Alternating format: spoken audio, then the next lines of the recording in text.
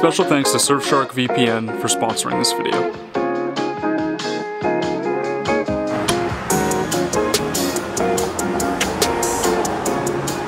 We spent most of the day today hanging out at this coffee shop here. We're in a town called Jonesboro, Georgia, just outside of Atlanta. Pretty nice place to spend the day. The weather's cooled off. There was a restaurant in town that Shin wanted to try, so we went there. Now we have to face a little bit of a dilemma though. So I guess 2020 taught us nothing, and we're going through another great toilet paper shortage, except for this time it's gas, so people are hoarding gas. And a lot of the gas stations are now closed because they ran out of gas. So we have to go search around for diesel now. I think that's the first time we've used the heat in this fan since I bought it back in January.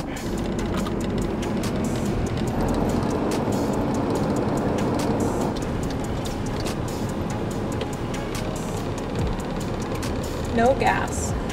No gas. I do have diesel. All right.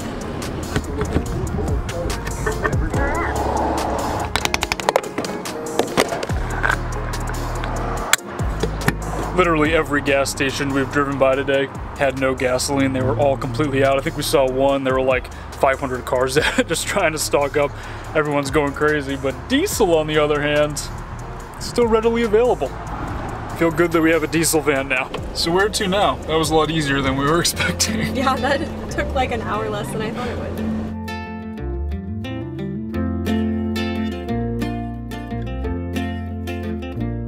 would. Despite being told by literally everyone we know to go to the Atlanta Aquarium, we've decided to skip it, and we're just gonna make our way towards Alabama now.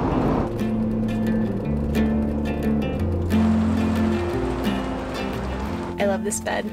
I love having a space that I can go out of the way, and Nate can wander around the van, and I can just sit here comfy and get whatever I want done. We're gonna try this pilot truck stop for the night. Last night we also stayed at a truck stop, and it was probably the loudest truck stop that I've ever stayed at. Shannon did not sleep very much. I didn't sleep at all, basically. It was like right next to this main road, and it was just, I mean, it was crazy, and it was hot, so we had all the, you know, the fan open and everything, so it was kind of rough, but this one seems a lot quieter. Yeah. Plus it's like actually a comfortable temperature for the first time ever. It's like in months. In months. It's like reasonably, you know, cool in here. It's like 65 degrees in here right now, 70 degrees. First sweatshirt of the season, or year.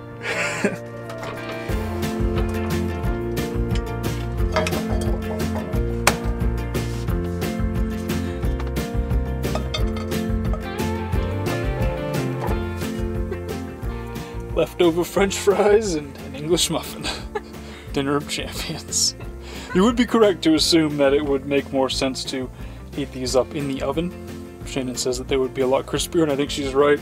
I just don't really want to deal with heating up the oven. We haven't figured out how to start it yet or anything, and might as well save that for an occasion where we actually want to make something nice in there, you know. Can you put some Tonys on this? Turning her into a Cajun girl. And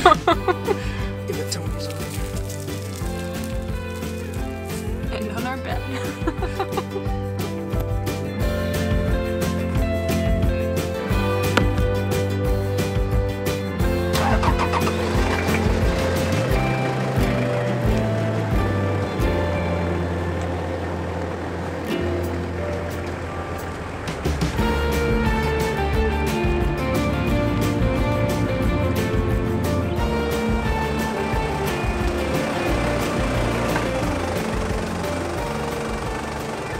As I mentioned earlier, this video is sponsored by Surfshark VPN. A VPN is a virtual private network. It essentially is just a way to encrypt and protect your information while you're connected to the internet. And for us, it's particularly important because we do find ourselves at coffee shops pretty frequently. Yesterday, we spent a good amount of time at a coffee shop in Georgia, and it just kind of helps to have that added peace of mind to know that when you're using an internet connection that a lot of other people are using, your information is protected and encrypted. And there's a lot of other benefits to using a VPN as as well. Particularly with Surfshark, they actually allow you to spoof your GPS location, which helps you to avoid any sort of location-based price discrimination, say you're shopping for airline tickets or something like that.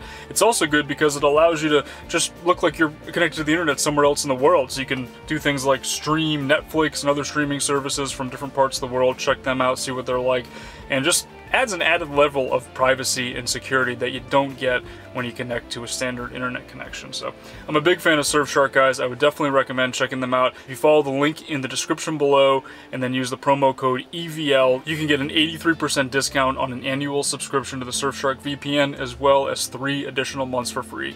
Thank you again, Surfshark, for sponsoring this video. We've only been on the road now for like 4 days at this point in the van, but we're already well aware of some of the kinks and the problems with the van build and the setup in there, and the things that we're going to try to work through to make it so that it is more comfortable for us. Obviously, it's not like the biggest van. There is a limited amount of space in there, so we have to be very, very methodical about where we're going to put everything and where our things go. And there were also some pretty terrible design choices that I made, one in particular that I really need to address today.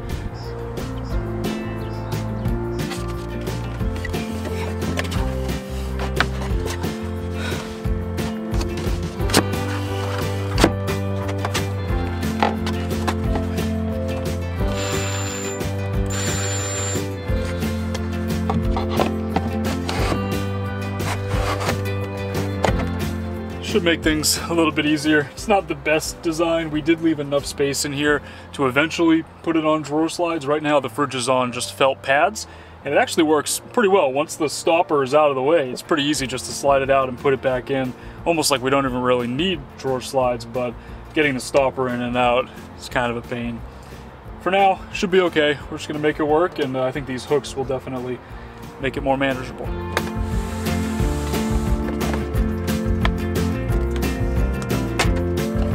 By the way, this fridge here is the ICECO VL60D. We're absolutely loving it to this point. I'm going to talk a little bit more about it in a future video within the next couple of weeks. Wanted to use it for a few weeks on the road before I did a review video talking into detail about it, but so far so good. This thing has been a game changer, especially the freezer compartment, having ice cream and ice cubes. It's been pretty amazing. Planet Earth is 70% water, and our van is 70% windows. And this morning we woke up and our van was also 70% water. All of the rear windows had some form of condensation on them. We had condensation on the skylights. We even had condensation up in the cab over area. The Bluetti had a little bit of water on it as well.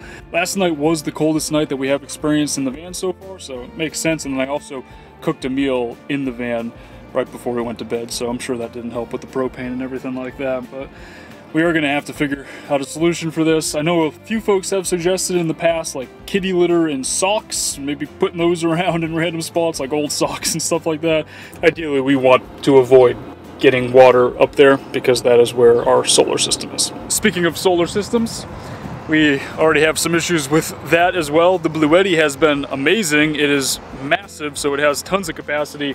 We're able to run a couple of days on it, full power, both of us working in the van all day. So that's good. The bad news is that we have no way to replenish the power that we used. And part of the issue is that we have not really seen the sun. It's been like partly cloudy like this. We have a little bit of sun kind of poking through here and there, but really the weather has not been ideal.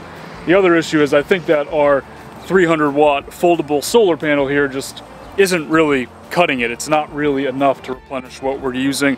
Flexible solar panels, in my experience at least, have always been less efficient than rigid solar panels, and this one just isn't quite enough. Maybe if we had like 2 of these. I guess it does make sense though. When Shannon and I were on the road and she was in her Sprinter and I was in my NV200, we had 300 watts on her Sprinter and then 275 watts on my NV200, and that was more than enough to be able to power us through the day for both of us to be able to work and editing and everything like that. Whereas now we have probably the same amount of capacity, maybe even a little bit more when you add in the fact that we have a house battery in here, which we've been using to primarily run the fridge on, but we only have half the wattage of what we had before in terms of solar panels, so we're gonna have to address that pretty soon.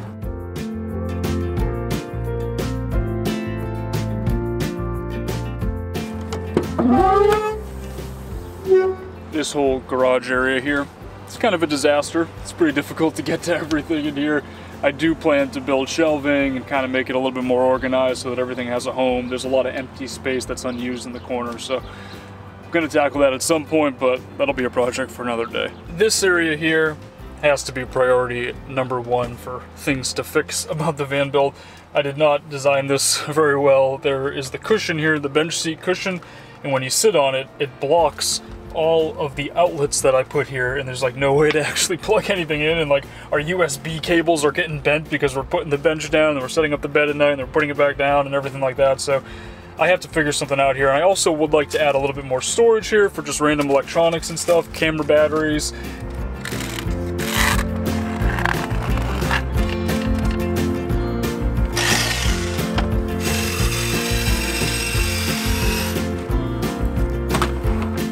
Worked out pretty well. I've got like a workshop on wheels, little mobile workshop. Those little step stools proved to be pretty effective sawhorses for making little small cuts like that. I just used these clamps to hold all the pieces together so that I don't lose them in the disaster area that is the garage of our van right now. But when we get out, we're gonna probably go try to camp somewhere out towards Alabama. A couple good free campsites out there. So when we're out there, I will get these all sanded, I will assemble it, and hopefully it'll help with the problem that we have with the existing power station area. I think this should definitely be a little bit nicer and a little bit more efficient.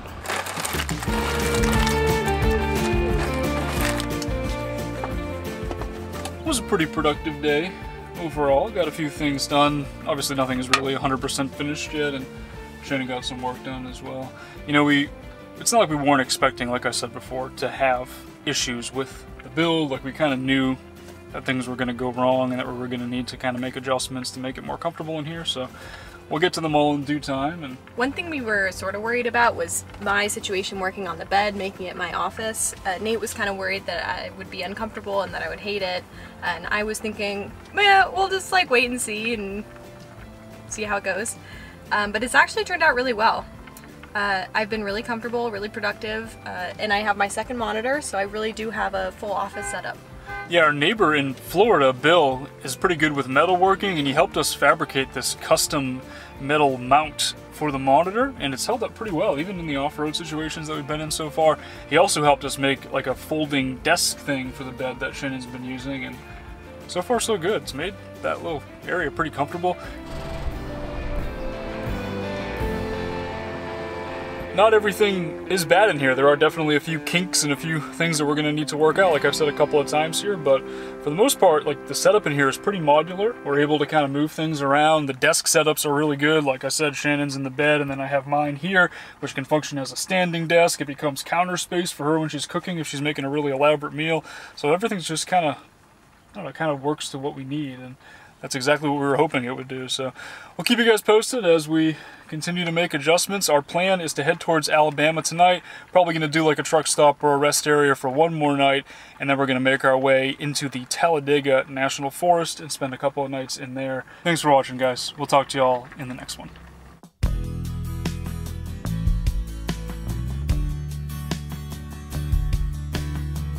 Forward.